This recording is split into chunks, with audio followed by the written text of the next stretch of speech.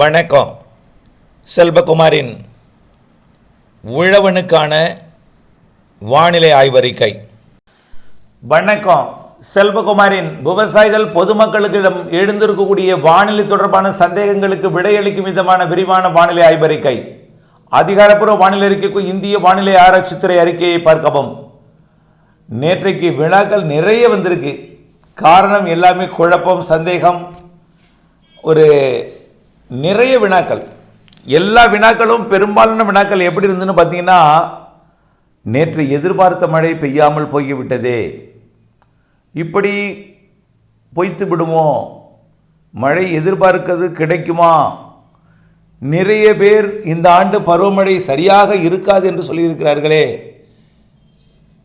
ஆக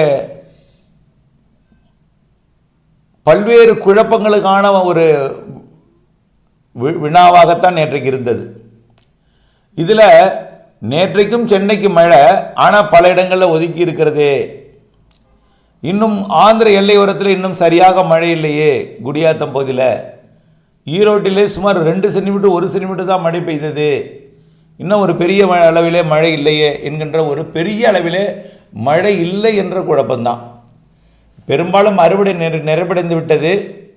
அறுவடை இடையூறு கொடுக்கும் மழை பெரிதாக இல்லாவிட்டாலும் மாலை இரவு மழைப்பொழிவு இருக்குது. இதில் 16, 17 மழைப்பொழிவெல்லாம் கண்டிப்பாக பரவலாக இருக்குது. இப்போ அனைவருக்குமான கேள்வி ஒரே ஒரு பதில் தான், கண்டிப்பாக மழைப்பொழிவு உறுதி உறுதி உறுதி.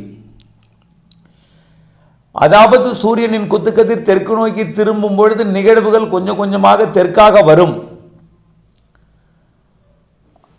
வட மாநிலங்களில் அதிகமான வெப்பம் நிலவிய காரணத்தினாலே கொஞ்சம் வலுவாக நிகழ்வுகள் நீடிக்கிறது. மழைப்பொழிவு பொழிந்து கொண்டிருக்கிறது. அங்கே குளிர்ந்ததும் வழித்தடம் எல்லாமே மாறும். சூரியனின் குத்துக்கதிர் ஆகஸ்ட் செப்டம்பரில் தமிழ்நாட்டிலே விழும். தமிழ்நாட்டிலே விழும்போது, தமிழ்நாட்டுக்கு அருகில் இருக்கக்கூடிய வங்கக்கடல் பகுதியில் விழும்பொழுது, ஆந்திர பகுதியிலெல்லாம் விழும்பொழுது நிகழ்வு எல்லாம் ஆந்திர பகுதியில் உருவாவதற்கு வாய்ப்பு இருக்குது. ஆந்திர கரையை ஒட்டி, ஒடிசாவின் தெற்கு கரையை ஒட்டி. ஆக பல்வேறு நிகழ்வுகள் இருக்கிற காரணத்தினாலே காற்று குவிதல், இருகாற்று இணைவு என்பது கொஞ்சம் மாறி மாறி அமைந்து கொண்டிருக்கு. எதிர்பார்த்தது ஒன்றாக இருக்கிறது, திடீரென்று ஒரு மாற்றத்தை ஏற்படுத்துகிறது காற்று சுழற்சிகள். பாகிஸ்தானில் ஒன்று இருக்குது, பாகிஸ்தான் எல்லையோரம் ஒன்று இருக்குது, இமயமலை ஒட்டி நேபாளத்தை ஒட்டி உத்தரப்பிரதேசத்தில் இருக்க ஒன்று, அப்படியே பார்த்திங்கன்னா வடகிழக்கு மாநிலத்தில் ஒன்று, வங்கக்கடலில் மேலடுக்கு சுழற்சி, வங்கக்கடலுக்கு மேலும் ஒரு சுழற்சி வந்து கொண்டிருக்கு. இப்படியெல்லாம் நிறைய நிகழ்வு இருக்கிறதுனால காற்றோட வழித்தடம் மாறுது. அது இல்லாமல் பசிபிக் பெருங்கடலில் வேறு மற்றும் ஒரு புயல் உருவாக போகுது. இதனால் கட்டுப்படுத்தும் அமைப்பு வங்கக்கடலில் உருவாகிற காரணத்தினால கொஞ்சம் மழைப்பொழிவை கண்டிப்பாக கொடுத்தாலும், கொஞ்சம் இடையில் தென்மேற்கு பருவக்காற்று வழித்தடம் கொஞ்சம் திசை மாறி இடையில் ஒரு 4-5 நாள் இருந்தாலும் எல்லாமே மாறும். மழைப்பொழிவு கண்டிப்பாக நேற்று ஒதுக்கினாலும் இன்றைக்கு கண்டிப்பாக மழைப்பொழிவு இருக்கும், நாளையும் இருக்கும். செவ்வாய்க்கிழமை வரைக்கும் ஒதுக்குதலுடன் கூடிய மழைப்பொழிவு இருக்கும். ஒதுக்குதல் கூடுதலாக இருந்தாலும் எல்லா மாவட்டங்களுக்குமே மழை இருக்குது. குறிப்பாக இன்றைக்கு 13, நாளை 14, 2 நாளும் தென் மாவட்டங்களுக்கும் இருக்குன்னு சொல்லியிருக்கோம். அப்போ தென் மாவட்டங்களுக்கும் இருக்குன்னா அதை விட டெல்டா கொஞ்சம் கூடுதலாக தான் இருக்கும். வடகடலோரம் வடவுள் மாவட்டங்களுக்கும் கொஞ்சம் கூடுதலாக தான் இருக்கும். அடுத்தபடியாக 16, 17, 18 தேதிகளில் பசிபிக் பெருங்கடலில் உருவாகி சீன கடந்த நிகழ்வோட காற்று சுழற்சியாக செயலிழந்து வங்கக்கடலுக்கு வந்துட்டுருக்கு. அதோடு இணைந்து தென்மேற்கு பருவ காற்றை கொஞ்சம் கட்டுப்படுத்தும். அதாவது கேரளா வழியாக கட்டுப்படுத்தி வழி நடத்தும். இதனால் கண்டிப்பாக பருவமழை கேரளாவில் தீவிரமடையும், கண்டிப்பாக தீவிரமடையும். அங்கே அறுவடை நிறைய நடைபெற்று கொண்டிருக்கு. வெங்காய அறுவடை கண்டிப்பாக தீவிரமடையும். விரைந்து வெங்காய அறுவடையை முடித்திடணும். இன்றைக்கு மாலையே சாரலுக்கு வாய்ப்பு இருக்குது. ஒரு 3 நாட்களுக்கு கொஞ்சம் கொஞ்சமாக தான் தீவிரமடையும். 16, 17, 18 கொஞ்சம் நல்ல தீவிரம் இருக்கும் கேரளாவில். அது மட்டுமல்ல, தொடர்ந்து தீவிரமாக தான் இருக்கும். ஆனால் தமிழ்நாட்டின் வடகடலோரம் வடவுள் மாவட்ட பகுதிகள் டாப் மழைப்பிடிப்பு கிடைக்கும். வரக்கூடிய 16, 17, 18 அதுக்கப்புறமும் ஆந்திர பகுதியிலையும் தெலுங்கானா பகுதியிலையும் கர்நாடக பகுதியிலையும் மழை தொடர்ந்து கொண்டிருக்கும். தமிழ்நாட்டிலை பொறுத்த வரைக்கும் மாலை இரவு இடிமழை 16, 17, 18க்கு அப்புறம் 19, 20, 21 கொஞ்சம் தீவிரம் குறைந்திருந்தாலும் மீண்டும் அடுத்தடுத்த நிகழ்வுகளால் நல்ல மழை இருக்குது. ஜூலையை விட ஆகஸ்ட் மிகச்சிறப்பான மழை இருக்குது. ஆகஸ்ட்டை விட செப்டம்பர் 2வது வாரத்திலிருந்து மிகச்சிறப்பான மழை இருக்குது என்பதை திரும்ப திரும்ப சொல்லிக்கிட்டே இருக்கோம். நிகழ்வு இப்பொழுது பொறுத்திருந்து பாருங்கள். இப்பொழுது வரக்கூடிய நிகழ்வு தெற்கு ஒடிசா வடக்கு ஆந்திர பகுதியை நெருங்கும். அடுத்த நிகழ்வு இருக்குது பாருங்கள், மாத இறுதி நிகழ்வு, அதுவும் தெற்கு ஒடிசா வடக்கு ஆந்திர பிரதேசமாக இருக்கும். ஆகஸ்ட் முதல் வார நிகழ்வு வடக்கு ஆந்திர பிரதேசமாக இருக்கும். ஆகஸ்ட் 2வது 3வது வாரம்லாம் வடக்கு ஆந்திரா மற்றும் தெற்கு ஒடிசாவாக இருக்கும். ஆகஸ்ட் 4வது வாரம் மற்றும் செப்டம்பர் 2வது 3வது 4வது வாரம்லாம் ஆந்திர பிரதேசத்தில் அமையும். ஆக நம்மளுடைய மழை எல்லாமே செப்டம்பரில் தான் அதிகமாக இருக்குது.